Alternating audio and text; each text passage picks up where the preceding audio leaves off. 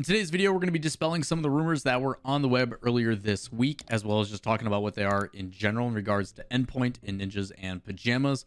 Also going to be breaking down the winter split for Europe. They had Regional 3 end up finishing up this weekend, so a lot of things to cover in that. Going to be a quick summary, talking about those results, as well as what's coming up now that we have the NA qualifiers for their Regional 3 getting underway. But before we get into that, as always, if you guys enjoy the content and would like to support me further, easiest way to do so is make sure you give the video a thumbs up, as well as making sure to hit subscribe and turning on notifications.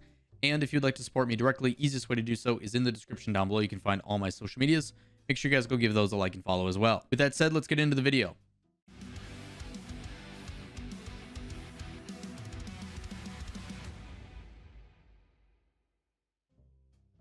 First things up, this past Saturday on January 16th, Shift put out a tweet saying, after many vague hints over the last few years, we may finally see Ninjas in Pajamas get into Rocket League. The Swedish-based organization has apparently been in talks to acquire the Team Endpoint roster.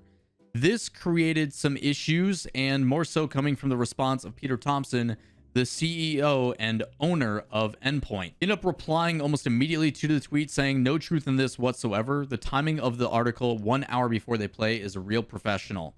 At least reach out for comment and we can tell you there is zero truth behind it. Further on in the tweets, he also talks about that he and his business partner Adam have not spoken to anyone at NIP for over a year, have only ever spoken to someone that works there once. Now, two sides to this, and obviously to play devil's advocate, just to kind of take position on both sides, Shift has become a pretty trusted source. They're usually pretty spot on with a lot of their rumors that they put out, just due to the digging that they do, the hearings of their sources, as well as other things like scrim schedules and everything else that get leaked on ballchasing.com. So they have built themselves as a bit of a reputable source, but the difficulty is when you handle things like this and when people are criticizing them as amateur journalists and everything else, is you do need to, especially with big posts like this, talk about whether it is good or not to put out this information. It's something that I handle on a very regular basis. I talked about in a video a couple days ago, rumors that I've been hearing about Rocket League esports and things that, until I hear confirmation from multiple sources that are willing to say like, yes, it's okay to put this out, I don't do it because it can lead to things like this. I also have the opportunity to go to Psyonix and say, hey, like, what about these rumors? And Psyonix 10 out of 10 times is going to tell me no, and they're also going to keep it hush until it officially comes out through a post. And that's where the devil's advocate thing comes in. There's been numerous times where people have said, nope, it's all rumors. It's just a rumor. It's not going to happen. This isn't true. And then a few days later, we see the exact answer to this. I will say that the thing that a lot of people have been paying attention to outside of the Endpoint and the whole Ninjas and Pajamas rumor that came at poor timing right before the guys are playing their matches is the fact that Rams and the rest of the guys at Top Blokes have been hinting that Monday the 18th, which is today, there should be some sort of announcement. Most likely when this video comes out, it is very likely that Top Blokes have announced something or will be announcing something based upon all the tweets that they've been saying that keep your eyes open for January 18th, which is today. So that is basically what I'm looking at. And a lot of confusion too is like, why is Ninjas in Pajamas buying out Endpoint when a team like Top Blokes that has better results is still available to be signed? And there's a lot of factors that go into it. Are they asking for too much salary? Luckily, there is no contract buyout or any conflict of interest when it comes to what they have. So for the most part, Top Blokes in every way is a better pickup than Endpoint. And that's not to put any slight at Endpoint. Endpoint's a fantastic organization. The guys work hard. The players have been performing quite well recently with multiple top 8 results. So again, it's not to put any shade towards Endpoint, but it's just like with no buyout and money-wise, especially in the current market with pandemic, Top Blokes is a really good find unless they are asking for an exorbitant amount in salary, which I don't think would be the case. So again, depending on how this looks, there's a lot of different factors that go into these things, and this is just kind of an overall reminder for you guys. If you are going to be on the receiving end of this, it is good to not spread the rumor. I am here to present some of the information that is floating around. That is why I usually leave my opinion out of it. I'm here to submit objective information based upon what is happening in the scene to keep you guys informed, and then from there, you guys can make those decisions. So again, just to dispel this rumor in the first part, coming from the CEO, Peter Thompson from Endpoint, this is not a thing. It is not happening. And again, try to keep an open mind about certain things when a rumor is happening to make sure that you are stating it as such if you do hear so. Don't take my word as an official, like, well, Lawler said this thing is happening. Be like, well, in Lawler's video, there was a rumor that he talked about that was put out by this place. It's not official yet. We're still waiting for an official post. And that's, I guess, the rule of thumb is no matter what, even if I say it and stuff, you should never be 100% on it until you hear it from the official source or where it comes from directly, whether it's a player or the team that they're associated with. That's just how it is. The only time that it goes away from that is if that person does say, hey, I have an inside source and they have stated that this thing is going to happen. I guess case in point of my sake was the Cloud9 thing. I had inside sources telling me that information. And if it's like, hey, it does end up happening, then you start to build that rapport, which is what honestly Shift has been doing. Shift has been pretty spot on with a lot of the roster rumor stuff. So again, that's why a lot of people see this and it builds to the level that it does. So again, you always have to be careful about this kind of stuff. On to the majority of what this video is about is actually the recap for Regional 3 for Europe. We're going to go through the upper bracket real quick and then the lower bracket and kind of talk about the final day, because the final day in the playoffs is what everybody is about because they want to see who wins. So take a look at the upper bracket right away. Winners round 1, 2, quarterfinals, all that kind of stuff. The biggest surprise out of all these was Liquid making it to the quarterfinals over Top Blokes. Top Blokes actually getting dropped pretty early on was really surprising. And they also beat Fadeaway, which is now completely disbanded, which was a surprise there as well. The other side of that as well was Team Woo, all French team that, again, something about the French just makes them absolutely dominant at Rocket League. Make it all the way to the winter semifinals. They end up beating Team Liquid as well. So some pretty big names going through Redemption, Guild, and Liquid is no joke. So congrats to them. On the other side, Giants obviously making it through. No surprise there. Endpoint struggling against Sauce Squad early was pretty surprising for me. Triple Trouble putting up a decent fight. Singularity losing to Dignitas, and Dignitas showing it's not a fluke. They are losing to Team BDS, and that is it until they progress forward. So some exciting things there. Kind of jumping the gun in general. The only games Dignitas lose to is BDS. They can't get a single win off of them throughout the entire tournament, but other than that, Dignitas looks really heckin' good. Further down the bracket, you see in teams like Solary and Oxygen and Barcelona trying to make some progression. Solary coming up against a good Team Queso, and Team Queso obviously still performing pretty well, I would say, as they beat out Solary. And then Galaxy Racer struggling against a hot-looking Oxygen. Oxygen, a team that struggled very early on in the fall split due to the format, it looked like, has now picked up a mental coach and has been preparing. Astral had an absolutely phenomenal weekend, so we'll get into that more into the specifics later on. But for the most part, man, Oxygen looking pretty dang good until they get into the winner semifinals and go up against BDS. So the winner semifinals, Giants up against Woo. Giants looked absolutely lethal, super fast, really aggressive to the ball. Constant challenges. Thamway having one of the best series I've ever seen, and that continued throughout the entire weekend. So really good shouts to him for his performances. On the other side, it's BDS versus Oxygen, and Oxygen just gets outclassed. Charles Zed had some really good moments where he's slowing the ball and creating some opportunities, creating space primarily in front of the net by slowing it down and then enabling him to make a pass.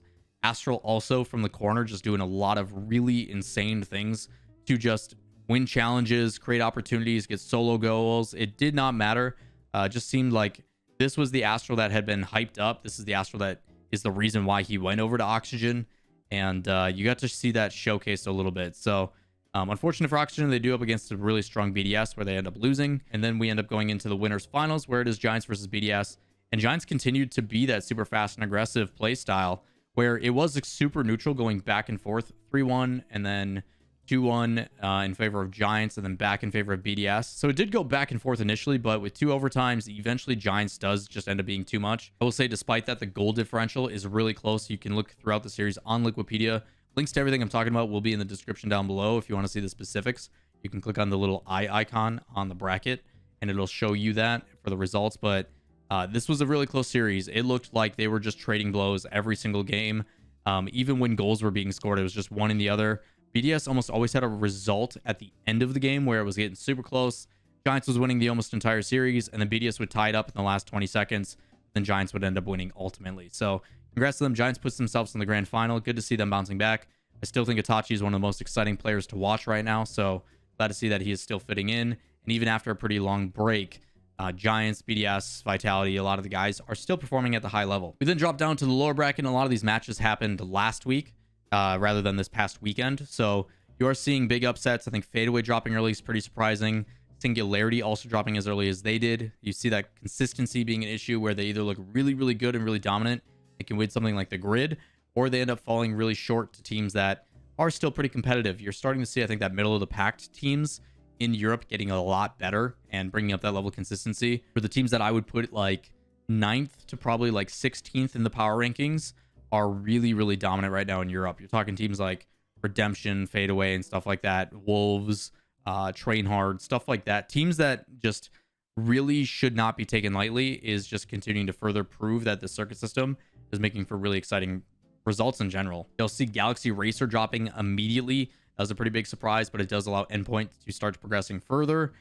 Top Blokes also dropping immediately. Big surprise there for a massive upset, losing to Denied. We also see Guild dropping immediately as they lose to White Demons.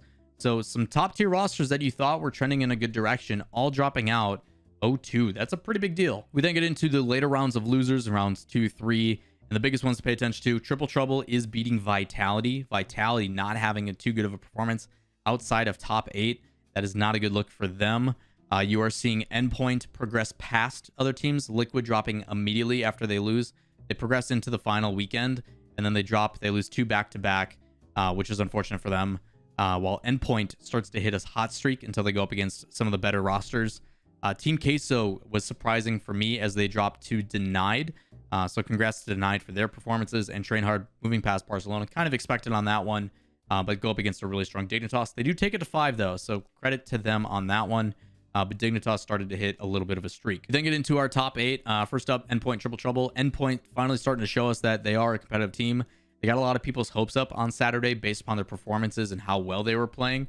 And their first match ends up being against Oxygen in the quarterfinals, where they get smacked. They just get outclassed, and there was some moments where it looked like they were going to come back, and even though it is a 4-0 sweep, there's an overtime, there's a couple 1-goal differential games. It is a lot closer than it does look, and Endpoint did put up a bit of a fight, but this is where Astro really started to find his footing, and it just was a difference maker. This match basically led me to believe, when going into it, that Dignitas and Oxygen, when they came together, because Dignitas ends up beating Wu extremely convincingly, that Dignitas was doing it with multiple players, while Oxygen was relying extremely heavily on just Astral. They still need Fair to step up, and I think that's probably the weakest link for Oxygen right now, as I hate to say it. I think Fair is a fantastic mind for the game.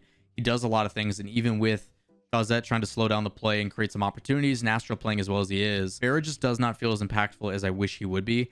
And they're missing that element. And it's not to say that Fair is not a very talented player. You just see the contrast between Dignitas, where they have someone facilitating like Shazette and Violent Panda, but then you have Jories and apparently Jack just constantly going, whether it be with passes or solo plays or whatever it may be. And you can just see the difference. Now, I say that, and despite that, it still goes to game 7. It's still super competitive. There's still 2 overtimes, a lot of 1-goal differential games. And that's why it's like, Oxygen's still a damn good team. It's why I don't put any flack on Fair, because I think he's still a very talented player.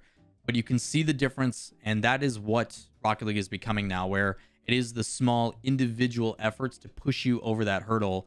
And when you have multiple players that are playmakers, like apparently Jack and Jory, some of the best 1v1 players in Europe, it makes it very difficult to kind of out-trade them when it comes to those blows. So Dignitas does still get the passing game going. They're very formulaic in the way that they proceed, and that's where it ends up being trouble. So because BDS loses to Giants in the upper finals, they end up dropping now to the lower finals, where they go up against Dignitas. And BDS is just a better team in every way. BDS, to me, is a team that thrives on chaos. They're fast, they're aggressive, they know exactly how they want to play. And if you cut off Dignitas's passes, I think that's part of the issue of the way that they build upon their team. The ability to adapt and adjust and change up definitely feels a little bit lost. And it's not to say they can't do it in the future. I think Dignitas is a team with plenty of talent and a lot of smart people behind that roster. Shoutouts to their coach and Verge.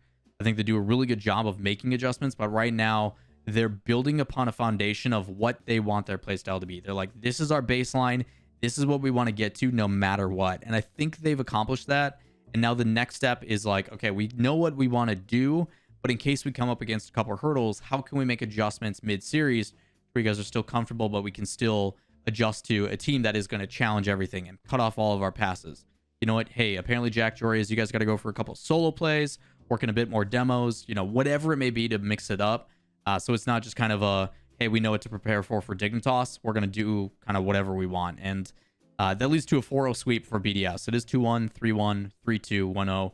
So 3 1-goal games. It is a lot closer than I'm saying and making it out to be. But anytime you can't get a single game off a team, it is a little bit concerning, but also very telling about how well BDS is playing. As we move into the final game of the day, it is the grand finals. It is BDS versus Giants.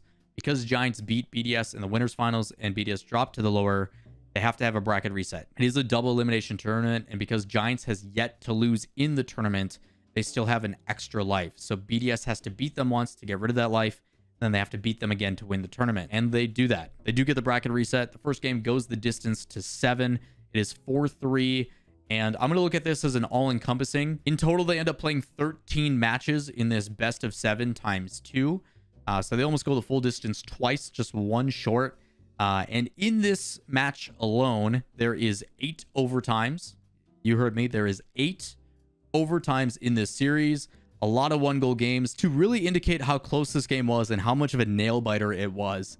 Every single game except for one was a 1-goal differential. So you're telling me in a game of Rocket League that is super fast, super aggressive, at any given moment, there can be one mistake that leads to a goal, a pinch that can go awkwardly, or someone can make an individual effort with how much mechanical talent is between the Giants and BDS. And you're telling me only one game is separated by a goal. So the amount of threat, the amount of mental fortitude that goes into this series is insane. So not only is Giants at an advantage and they lose the first one, they're still able to go toe-to-toe in the second series, which I think is very commendable. But the biggest thing to take from this is BDS wins another regional. When you're talking out of the, 7 events that have happened for BDS, out of the 6 regionals and the 1 major, they have won 5 of them. People, for some reason, are like, wow, BDS didn't win a regional. They took 3rd and 2nd. Oh, no. And people think they, fell off or something. BDS is still super good. So you want to look at the rankings. BDS is first overall in the World Championship rankings in Europe to determine who goes to Worlds, what's going to happen. They've got 2656 points, and the next closest is Vitality at 1781. They're almost 1,000 points higher than the next closest team. They are wrapped up. They could pretty much not have a single point for the next 3 tournaments, and they'd still be fine. Top 6 go to Worlds, they'll be there. And I'm so excited to where if an international event happens, which I beg happens post-pandemic, and we're able to make it happen in the summer or whenever it's supposed to be, that we get to finally watch BDS on LAN. We get to see what it's like for this team with no LAN experience to still perform, and if they can recreate the process that they do, because they have been nothing but dominant. And I commend them for what they've done since entering the RLCS. That is going to wrap it up for this video, and hopefully this recap is sufficient for you guys. If you guys do have any questions, comments, concerns, drop those down in the comments below, and I'll do my best to get back to them and answer them for you. As a reminder too, if I don't get to your question as quickly as possible, I've seen a lot of you guys actually doing this, where you'll pop over to my Twitch stream, which you can find a link in the description, twitch.tv/Lawler. Come ask me there. I'm down to openly converse with that during the middle of my stream. It leads to great conversation, and you'd be surprised how many people also have some of the same questions. So it works out pretty well. But last reminder, obviously we've got regionals. The qualifiers for North America Regional 3 just wrapped up. So next week starting, we will start to see regionals for that. Also coming up on Tuesday. So tomorrow we will end up having the grid for North America. We've got week 4, 4th and final week of the grid for North America, starting on Tuesday, finishing on Wednesday, another 2-day event. So again, even more Rocket League, a 1-day break, and we're right back to it. So again, questions, comments, concerns, drop those down below. Thumbs up, like, subscribe, all that kind of fun stuff. And I will catch you next time. Peace.